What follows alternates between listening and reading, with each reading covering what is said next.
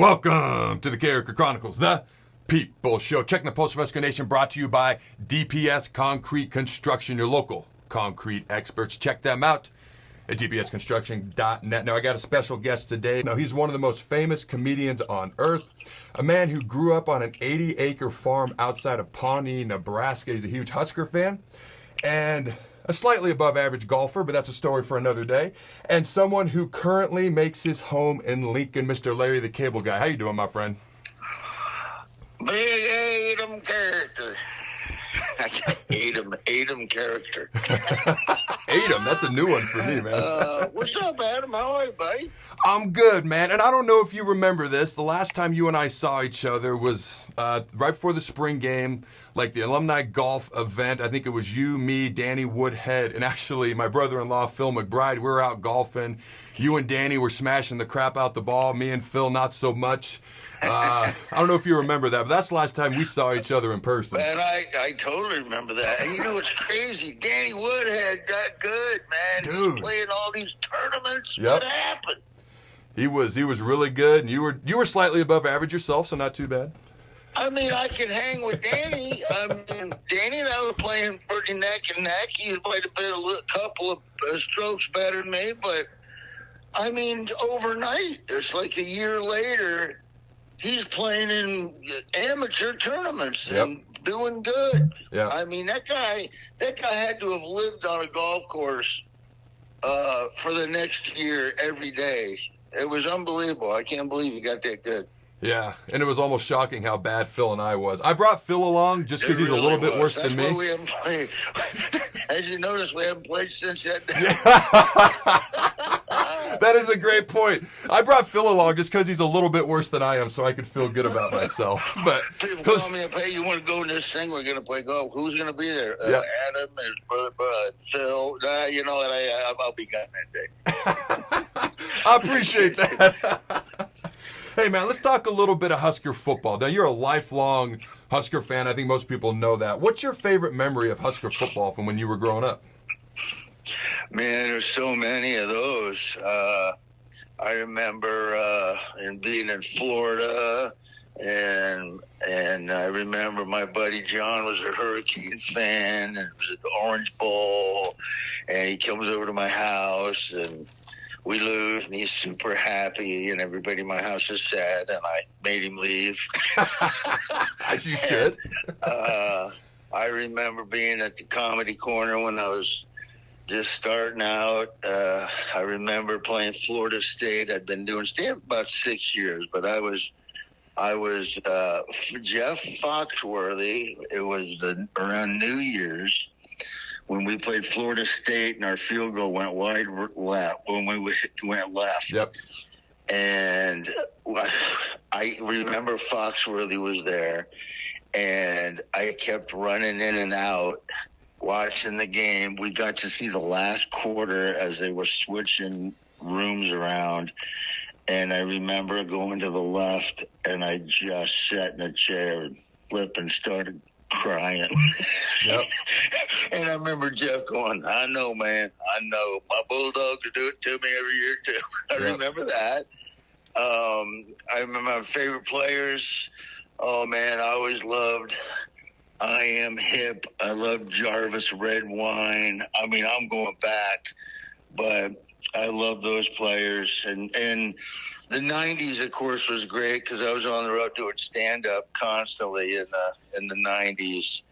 And I never missed a game, even if I was on the road. I remember a lot of times doing shows at clubs and having them angle the TV toward the stage. So while I was doing my show, I could always glance up and see what was happening. I mean, I used to do that all the time. Then before internet and all that kind of stuff, I'd be on the road. I would call my friend Colleen, who ran the Funny Bone in Omaha, and I'd call her from wherever I was, and she put the phone down next to the radio, and I would stay on the phone for 3 hours and listen to the Nebraska game. So a lot of memories, a lot of things connected to it. I know my wife gets irritated sometimes because I can't remember. I mean, I remember anniversary. I can't remember certain other things that her and I did, but I can remember where I was when Nebraska beat Baylor, man. Stuff like that, it's stupid. I get the same thing from my wife. She's like, you can remember this stat and this date, but you can't remember what year our kids were born. I can remember the birthday, just not the birth year. But here's my next question for you. What do you say to those people who don't think Nebraska can get back to competing / being in the conversation for championships at some point again? I think they're Nebraska Cornhusker insurrectionists, and they need to go to jail. Yeah, I'm with you. No, they're communists, is what they're. Look, it really it sucks. I mean, yeah. My kids were born. My boy was born in 2006. My kids. I had this dream of, my kids are going to grow up like me, and they're going to go. But now they got the advantage; they get to go to every game and sit in sweet box, and we've never been good. It's crazy. I mean, from the time I was 6 years old, 1969, for the next 42 years, it was really you lose one game, you're devastated, but you knew you were going to win 9, 10, 11. And they've never seen that. And, man, it's just a shame. I'm just hoping that we can get back to that. I love how Matt Rule wants to get back to the fullback, and he knows what Nebraska does. He remembers what we did, and he knows that's successful, and he wants to get back to that. So I'm very encouraged by Matt. I'm very encouraged by the people that he's recruiting. He understands what we're all about. And Adam, I've said a long time ago, every time I'm on the road, somebody always says, what happened in Nebraska, man? What happened? Yep. Well, you know what? In my opinion, here's what happened in Nebraska. You had a car that the engine was unbelievable, and you just up one day and changed a system that always worked. Mm-hmm. And you went to a system that 70% of the rest of college football was doing. And there was nothing unique anymore about coming to Lincoln. Our uniqueness was in the way that we ran our offense. And when Osborne started getting fast recruits on defense, and we got away from all that. So if you're an offensive lineman, you wanted to go to Nebraska because you knew it was a quick way to the NFL with the offensive style they ran. I mean, how many linemen did we put in the NFL in the 90s? Roughly 1 million. Yeah, somewhere in there. And so when you're when you're changing your entire offense and you're changing your football program to a football program that everybody else was pretty much running, why would you go to Nebraska? Why would you go, if you're a recruit, why would you go to Nebraska where it gets cold and they're running the same offensive scheme as somebody in the South? Yep. I mean, you go to the South because of the weather and so it didn't make any sense to me, but Matt Rule gets it, and I think he's trying to bring us back to those eras. I think he can. I sure like the guy. He's getting top quality character kids. I mean, you get good character kids. I'll take a good character kid over a non-good character kid any day. Yeah, there's no doubt about that. And real quick, before I get to our next question, for those who may have missed it, the website has been launched, CarrikerChronicles.com. Go check it out, ladies and gentlemen.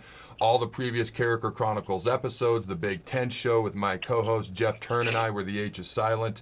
You got my stuff on 93.7 The Ticket, and even more importantly, you got Carriker's Crew, which involves Ashley Spitznagel, phenomenal artist, John Johnston of Corn Nation, dude is entertaining, not boring, Connor Hayden of Corn Craze, does great work on his YouTube channel. So much stuff to check out. Merchandise. There's highlight tapes that were put out from this past summer to the 09 defense, to Amir Abdullah, to the top recruits that have committed. Go check it out. But my next question for you, Mr. Larry the Cable Guy, sir, bet you've never been called that, is actually a two-parter. What are your thoughts on Coach Prime, and does Nebraska beat Colorado in Boulder on September 9th? You know what I've always liked, Dion? I'm a big Atlanta Braves fan. Oh, okay. Growing up most of my life. I grew up. I became a Braves fan when I was 12, living in Nebraska. Then when I moved to Florida, I was literally 7 minutes away from Atlanta Braves spring training. So I pretty much grew up with the Braves, been a fan forever, and I love Deion Sanders. Deion Sanders was an okay baseball player, but in the clubhouse, he was worth more than that. Everybody liked him, his personality. I think Deion has a great personality. I think that, I like him. I know there's some people that don't, but I like Deion. I actually, when we were looking for a coach, I literally thought to myself, man, how cool would it be if we got somebody like Deion Sanders? At least it would put the media attention, back on us for a long time. For sure. I think he's a good coach. I think he's going to struggle his first few years because he's rebuilding from scratch. And when you go in there and you tell kids, hey, look, we don't want you because you guys suck. Yeah. Yep. We're going to bring other kids. Pretty much what he said. So he definitely has bought a home, and he has stripped out everything other than the main four walls, and he is completely redesigning. So I think, yes, I do think we will beat them. I think when we go out there, I think we will beat them. I think there's a lot of hype on them, of course, of what all the people that want him to fail, and there's the people that don't want him to fail. There'll be a ton of hype, but I think that we'll beat Colorado. I don't think it's actually going to be. I shouldn't say that it's not going to be tough. I think just because of the rivalry. A rivalry can make games close even when the other team is so lopsidedly better than the other. But I don't think we have to worry about it. I think we'll beat them. Adam, as you know, that's going to be super hard for sure to completely rebuild that football team. I think he can do it. If anybody can do it, it's Deion. Kids they like Deion. I think when some of the kids went out there and he was giving out those bags, and I think a lot of them just went out to get the bags. But I think that he'll do. And if not, Deion holds a lot of team prayers and has a lot of. He has a lot of Bible stuff going on. And a lot of people don't like that, especially in Colorado. So I think if he starts doing bad, I think the minute he holds some sort of a prayer, I don't think their administration is going to put up with it. And they'll go, you know what, let's get rid of Deion. That's my own personal thought on it.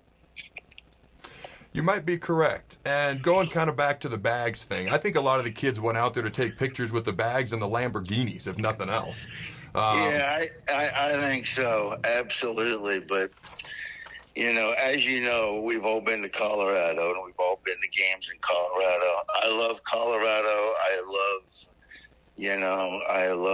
had great shows in Colorado, a lot of good fans in Colorado. But once you enter the dark hole of Boulder, it's a stenchy pile of rot that you can't wait to get the hell out of. Well, there's going to be a lot of Husker fans there on September 9th in that stenchy pile of Boulder. I predict more Husker fans than CU fans is my humble prediction. But I want to thank you. Absolutely. I do too. When I went out there the last time we played them, it was a sea of red. It was good to see. It was awesome.